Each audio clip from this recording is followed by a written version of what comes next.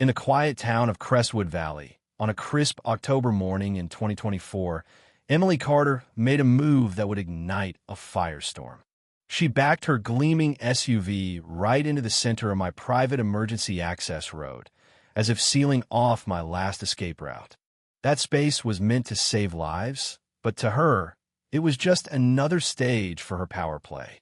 I stood frozen, the creak of her car door echoing in my mind, not because she'd blocked my way, but because she thought she'd won. She didn't know that trapping me was her fatal misstep.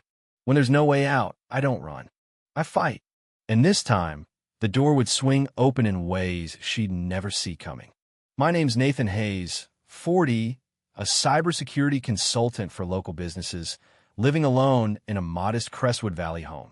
I've always preferred the shadows to the spotlight. Emily, 42, was the iron-fisted president of the local HOA, ruling for 3 years with an obsession for control. To her, the HOA's rules were sacred, and defiance was a personal insult. I had no idea how far I'd go to stand my ground until she pushed me to the edge. It all began at a tense HOA meeting in the community center, the air thick with late summer humidity.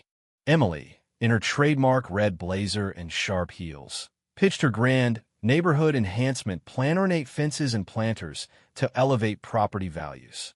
As a former Navy engineer with a knack for spotting flaws, I saw disaster in her vision.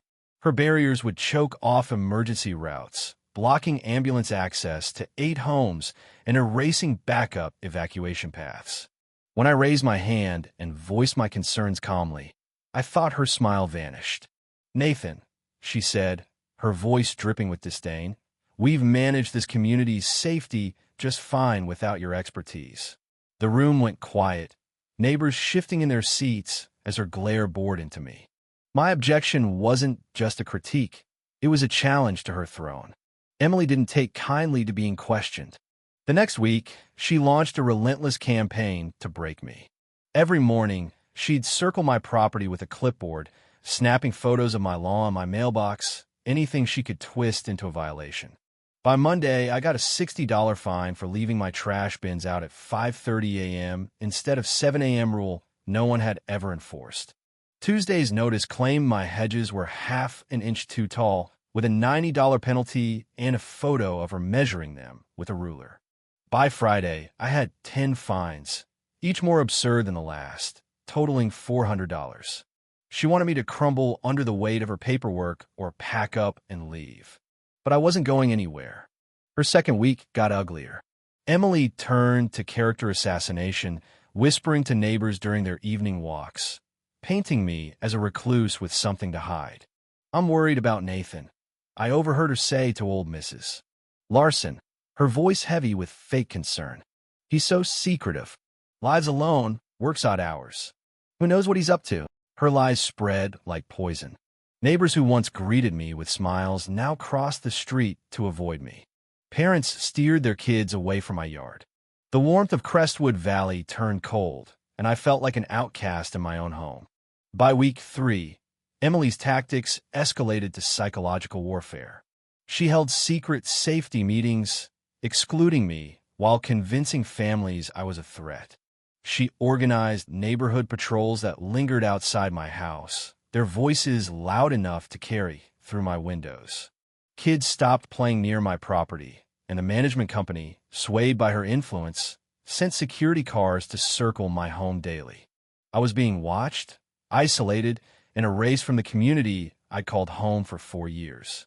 The breaking point came at the monthly HOA meeting, where Emily staged her grand finale. The room was packed, 40 neighbors drawn by her ominous emails about community threats. She stood at the podium, clutching a stack of my violation notices, and unleashed a vicious takedown. "Nathan Hayes disrespects our rules," she declared, reading each fine like a prosecutor listing crimes. My slightly faded house numbers, a danger to emergency services, my early trash bins, a blatant attack on community standards. She painted me as a hostile loner, proposing extra fees and forced community service to correct my behavior. The crowd nodded along, buying her lies, and I realized she'd turned my neighbors into her jury. The next morning, Emily upped the stakes. I was sipping coffee when her SUV roared up, not to her usual spot, but directly onto my emergency access road, blocking it entirely. I stepped outside, heart pounding but voice steady.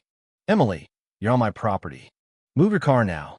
She smirked, arms crossed, radiating triumph. "This is community land, Nathan. You don't get to dictate its use. Maybe if you'd been a team player, we wouldn't be here." Her smugness was unbearable, but was also her undoing. She just handed me the key to her downfall. With my military training, I approached this like a mission. I dug into the HOA bylaws and found a treasure trove of Emily's violations: unapproved fees, unvoted rules, and personal expenses billed to community funds. She'd spent $4,000 on her own backyard beautification, passing it off as a public project.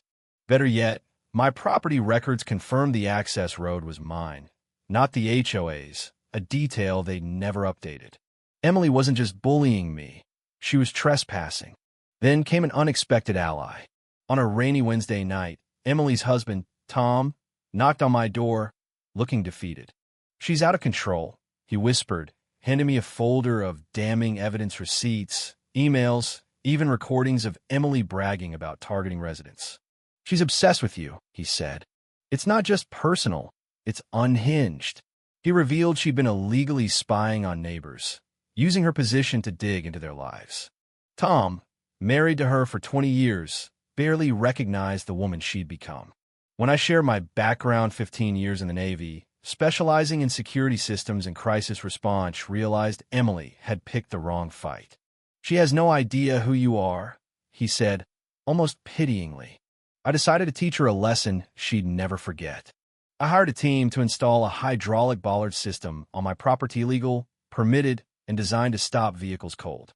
These are the same systems I'd used in the Navy to secure bases. I added high-def cameras and bold warning signs. Private property. No parking. Vehicle immobilization in use. By Sunday night, the trap was set. Monday morning, Emily played her part perfectly. I watched from my window as her SUV rolled up, ignoring the signs. She backed onto my road, confident as ever. I pressed the button. The Bollard shot up with a soft hum, piercing her SUV's undercarriage and lifting it 3 feet off the ground. The crunch of metal was glorious. Her engine roared in panic, wheels spinning uselessly, then fell silent. She stumbled out, face crimson, screaming, "You wrecked my car." This is assault, but I was ready, folder in hand, cameras rolling. When the police arrived, I knew Officer Daniels from my consulting work. Emily ranted about my military weapon, demanding my arrest.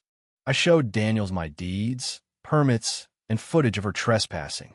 "Ma'am," he said, "you're on private property, clearly marked. You're lucky he's not pressing charges." Her bravado collapsed as she realized she'd lost. The news spread like wildfire. By noon, neighbors were gawking at her dangling SUV. At the emergency HOA meeting she called, I didn't just defend myself, I exposed her. With Tom's evidence and my documentation, I laid out her financial theft, illegal surveillance, and harassment. When she tried to smear me as a dangerous veteran, it backfired. "Mrs. Larson stood up, furious. "You targeted him for serving our country." The room turned on her. A vote of no confidence passed 47-3, stripping her of power. Emily's fall was total. She owed $6,000 in misused funds, $18,000 for her SUV's repairs, and faced lawsuits for harassment. Her marriage crumbled, and within months, a for-sale sign marked her defeat.